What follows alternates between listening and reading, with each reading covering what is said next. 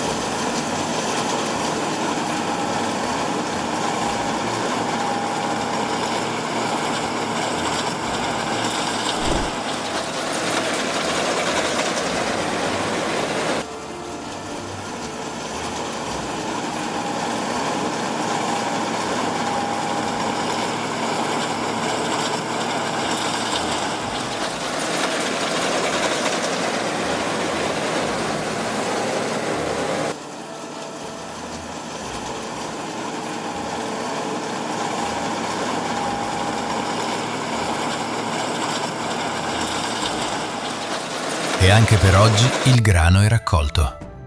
Il campo è tornato silenzioso e la laverda può riposare fino al prossimo raccolto. Macchine come questa ci ricordano che la vera potenza non ha bisogno di essere nuova per essere straordinaria. Se questo viaggio nel cuore delle nostre campagne vi è piaciuto, lasciate un like.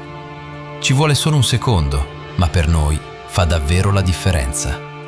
E poi ditemi nei commenti, secondo voi le mieti trebbie di una volta erano davvero più affidabili di quelle moderne? Oppure è solo nostalgia? Ci vediamo al prossimo raccolto. Ciao amici!